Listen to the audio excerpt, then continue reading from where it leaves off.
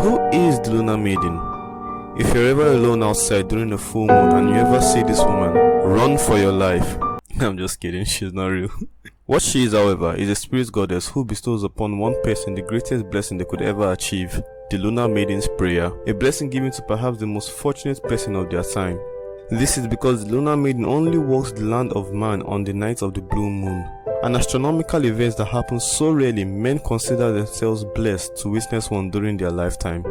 So here's my question for you. If you ever afforded a chance to see a blue moon, would you try to see the Lunar Maiden? Well, here's the story of 3 kids who did.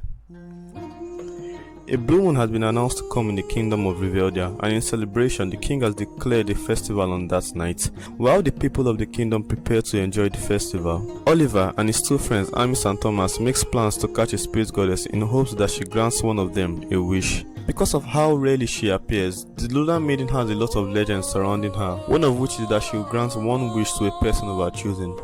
The 3 friends pass hours studying long and hard trying to learn all they can about the Lunar Maiden, and the closest hint they got was this riddle. I am life to one, I am life to all. Every night I see it in all its forms. Because of it I rise, because of it I fall. Only when it is saddened will I answer its call. The festival begins at the first sign of dusk, and all the people of the land welcome His Majesty King Alaric and his daughter Princess Eleanor to the celebration. Oliver couldn't seem more distracted as he ponders the answer to the riddle he and his friend had failed to solve. It takes a while for him to decide that rather than find the answer to the riddle, they would be better off trying to catch the Lunar Maiden by setting a trap. So the 3 friends separated to find parts they needed for the trap, but little did they know that things were about to go horribly wrong. Oliver, who searched for an appropriate place to set a trap, met the Princess Eleanor alone in a wooden stall. She basically tells him that she was hiding from her overprotective father and his guards, and then asks that he stays with her. When he asks her why, she says she's just looking to have fun. Oliver initially declines her request because he didn't want any trouble and is about to leave, but is stopped when the sky starts to darken, showing the early signs of rain. So a couple of videos ago I explained that rainfall in Reveldia is very bad news. Those caught under the rain will receive curses, hexes and basically all the kinds of nasties. Eleanor tells Oliver to follow her, saying she knows a place they can seek shelter. With not much of a choice left, Oliver agrees. The downpour lasts for a few minutes, and when the dark skies clears up, it reveals an azure full moon. The people of the land are given but a few moments to gaze upon its beauty, as it comes with a thick white mist that causes every person in the kingdom to fall asleep. And from the tides that rise and fell came forth a spirit from the ocean.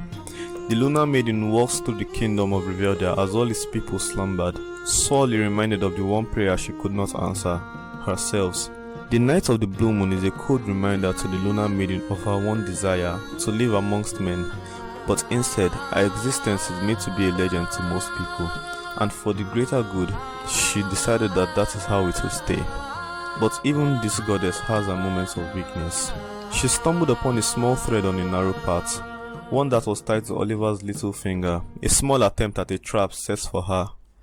The Lunar Maiden picks up the thread and tugs on it to wake Oliver up. As soon as his eyes open, all he sees is the spirit smiling at him. But before he could say anything or make any kind of reaction, she makes him fall back to sleep. When the next day came, no one believed Oliver's claims. His friend told him that it was probably just a dream he had. Oliver would have to live the rest of his life knowing that he is perhaps the only person in his lifetime who would see the Lunar Maiden. Well, that's all for now. Of course, this was just a brief summary of what the story was. If you would like to read the full source, then head over to my page on Wattpad and Inkit, links in the description. Don't forget to like, share and follow or subscribe, and I'll see you in the next one.